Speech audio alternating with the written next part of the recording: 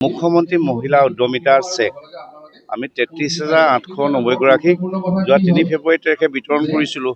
তাৰ মাজত আজি আকৌ ৪২০ গৰাকীক আমি উদ্যমিতা চেক ভাগো আজি তুলি দিব পাৰিলোঁ।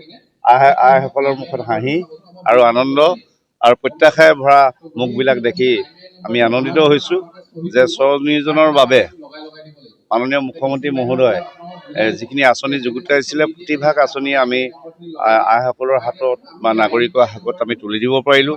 বিশেষকৈ নিযুক্তি যিটো ক্ষেত্ৰ আছিল ১ লাখ নিযুক্তিৰ কথা কৈছিল আৰু যোৱাকালিলৈকে নিযুক্তি হৈ আছে ১,৬৮,০০০ চুই গ'লগৈ।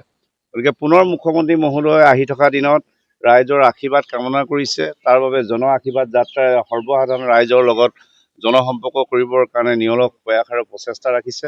তাৰ জৰিয়তে আমাৰ সন্মুখৰ যি অসম বিধানসভা নিৰ্বাচন, এই নিৰ্বাচনত আকৌ এবাৰ বিজেপি চৰকাৰৰ মাজেৰে যাতে অসমখনক সবলীকৰণৰ যাত্ৰাৰে সকলো আস্থা আৰু বিশ্বাসত লৈ যাব পাৰে তাৰ বাবে কাম কৰি আছে। তাৰ বাবে আমি ৰাইজৰ পৰা সহযোগিতা আৰু আশীৰ্বাদ বিচাৰিছোঁ। আৰু বিহপুৰীয়া সমষ্টিত বিশেষভাৱে যোৱা 5টা খণ্ড প্ৰতিটো খণ্ডতে আজি উজ্বলি উঠিছে।